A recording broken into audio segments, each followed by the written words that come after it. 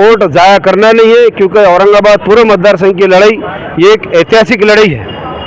अगर मैं किसी तरह से अपक्ष फॉर्म भरता हूँ जिससे वोट खराब होते हैं और कोई सेकुलर कैंडिडेट गिर जाता है तो वो ब्लेम और वो बदनामी का दाग मैं अपने नाम पे नहीं लेना चाहता। इसलिए वोट खराब होना नहीं और वोट जो है ज़ाया जाना नहीं, ये बात को मद्देनज़र रखते हुए मैंने अपना ये निर्णय अपने साथियों के मशवरे से लिया कि हमको अपक्ष लड़ना नहीं है और वोट खराब करना नहीं है। क्या कहेंगे? मैं सलीम पटेल वायगांवकर पूर्व मतदार संघ से राष्ट्रवादी कांग्रेस पार्टी शरद चंद्र जी पवार पार्टी का उम्मीदवार था। मेरा नाम 1 नंबर पे था पार्टी की यादी में और मुझे पार्टी श्रेष्ठी ने कहा था कि आखिरी दिन 29 तारीख तक आप इंतज़ार करिए, पूरी फॉर्मेलिटी आप कंप्लीट करके रखिए। मैंने पार्टी के आदेश का मान सम्मान रखते हुए आज की डेट में पूरी फॉर्मेलिटी कंप्लीट की। एक फॉर्म इंडिपेंडेंट भी था और एक पार्टी का फॉर्म था, लेकिन पार्टी का बी फॉर्म ना यहाँ आया और ना मध्य में आया। तो मध्य से हमारे ख्वाजा भाई थे शहर अध्यक्ष और इधर से मैं, क्योंकि मुस्लिम कैंडिडेट की हमने डिमांड की थी कि भाई एक बार मुसलमान कैंडिडेट देना चाहिए पार्टी ने। आदरणीय शरद चंद्र जी पवार साहब ने कमेंटमेंट भी दिया था, लेकिन कुछ मजबूरी के कारण यह हमको सीट नहीं छूटी, जिसकी वजह से मैंने और अपने तमाम साथियों ने रात में देर रात तक हमारी 3 बजे रात तक लगभग मीटिंग हुई और जिसमें इस बात का फैसला हुआ कि भाई हम लोग 29 तारीख के दिन 3 बजे तक इंतज़ार करेंगे और अगर पार्टी का बी फॉर्म नहीं आता तो इंडिपेंडेंट लड़ना नहीं है और वोट ज़ाया करना नहीं है, क्योंकि औरंगाबाद पूर्व मतदार संघ की लड़ाई ये एक ऐतिहासिक लड़ाई है। अगर मैं किसी तरह से अपक्ष फॉर्म भरता हूँ जिससे वोट खराब होते हैं और कोई सेकुलर कैंडिडेट गिर जाता है तो वो ब्लेम और वो बदनामी का दाग मैं अपने नाम पे नहीं लेना चाहता। इसलिए वोट खराब होना नहीं और वोट जो है ज़ाया जाना नहीं, ये बात को मद्देनज़र रखते हुए मैंने अपना ये निर्णय अपने साथियों के मशवरे से लिया कि हमको अपक्ष लड़ना नहीं है और वोट खराब करना नहीं है, क्योंकि ये क्या आपको लगता है कि आपके साथ नाइंसाफी हुई है? नहीं, अब कैसा है कि इंसाफ की उम्मीद तो आखिरी तक मैंने रखा था और अभी भी देखिए पूरी फॉर्मेलिटी लगभग पूरी तैयारी है। अब कुछ हद तक पार्टी ने टिकट देना चाहिए था मुसलमानों को, ऐसी मेरी अपेक्षा थी और नहीं देने का कारण तो हम हमारे पार्टी श्रेष्ठ को पूछेंगे। तो हमको बोला गया कि आप तैयारी में रहो, सारी फॉर्मेलिटी कंप्लीट करके रखो, लेकिन अब नहीं आने की वजह हो सकती कुछ और वजह होगी। आपको जो कहा गया तैयारी में रहो, कोर कमेटी की जो मीटिंग हुई थी मुंबई के अंदर पूरे महाराष्ट्र में महाविकास आघाड़ी, उसमें कैंडिडेट का जो तो कौन कहाँ से खड़े करेगा ये डिसाइड हो गया था।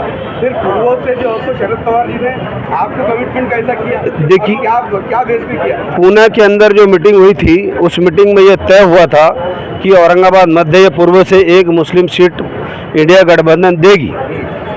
पूना बम्बई के अंदर भी ये तय हुआ था कि एक सीट देंगे। आखिरी तक ये तय हुआ था, इंडिया गठबंधन ये सीट छोड़ने के लिए तैयार था, लेकिन क्या हुई मजबूरी ये तो मैं आज आपको नहीं बता सकता, लेकिन बराबर मैं पार्टी के ज्येष्ठ नेताओं से पूछने की हिम्मत रखता हूं और मैं बराबर पूछूंगा कि क्या वजह रही कि औरंगाबाद के पूर्व और मध्य में मुसलमान को आकर सीट क्यों नहीं छोड़ी गई। क्या मुसलमान समाज सिर्फ पार्टी के काम करने के लिए है? ये बात मैं पार्टी श्रेष्ठ से ज़रूर पूछूंगा और इसका कहने के मुझे जवाब भी पार्टी देगी, क्योंकि अपक्ष भरकर मैं ऐसा कोई गलत ब्लेम अपने नाम पे लेना नहीं चाहता। आपने देखा होगा कि शहर में एक माहौल चल रहा है। अब औरंगाबाद पूर्व की लड़ाई तो ऐसी हुई कि म्यूनसिपल कॉर्पोरेशन के जैसे लोग फॉर्म भर रहे हैं, 100 से 150 और 200 फॉर्म भर रहे हैं। तो ये एक मजाक हो गया हमारे पूर्व मतदार संघ से और कहीं ना कहीं इस पर हम सबको सोचने की बात है और इसको देखते हुए हम एक अच्छा निर्णय लेंगे और एक अच्छा निर्णय लेके अच्छा डिसीजन लेंगे और पूर्व मतदार संघ से जो है एक गट्ठा मत इंडिया गठबंधन के हक में देंगे, ऐसा हमारे तमाम साथियों ने जो है निर्णय लिया है।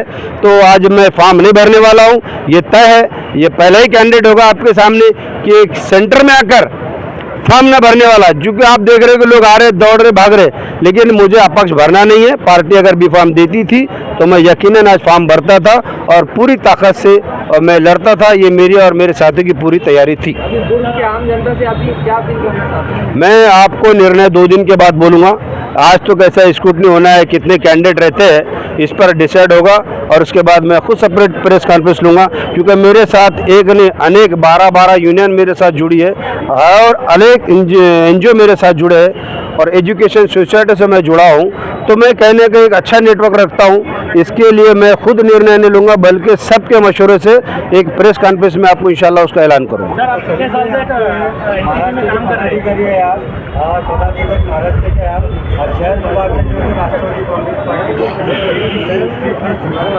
उसका परिणाम जो है तो बिल्कुल सही बात बोले। देखिए, मेरे को राष्ट्रवादी में आज 25 साल पूरे हो रहे हैं। पार्टी में अनेक चढ़ उतार आए, अनेक लोग पार्टी छोड़कर गए, फिर वापस आए।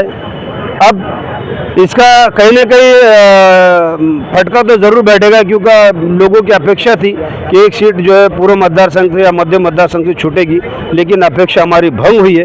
कहीं ना कहीं हमारे जो है दिल को ठेस पहुंची है। सर, आप अभी कंटिन्यू करेंगे एनसीपी में? नहीं, अभी तो फिल वक्त मैं बोला हूँ ना कि करीब हमारी जो है मीटिंग होगी और उसमें इस बात का संज्ञान लेंगे कि आखिर सीट नहीं छूटने की वजह क्या है और हमको आगे निर्णय क्या लेना है। ये बराबर मैं आपको इंशाल्लाह इत्तला करूँगा। आप महाविकास आघाड़ी के कैंडिडेट को सपोर्ट करने वाले हैं? 2 दिन के बाद मैं निर्णय दूंगा, क्योंकि मैं पूरी यूनियंस और पूरे संगठन की मीटिंग बुलाऊंगा और फिर उसके बाद मैं निर्णय लेके अपना निर्णय दूंगा अपने संगठन के माध्यम से। क्योंकि पार्टी के मेरे साथ जुड़े हुए कई लोगों की अपेक्षा थी कि आज टिकट हमको छूटना चाहिए, आखिरी तक ये बात को लगाया गया था।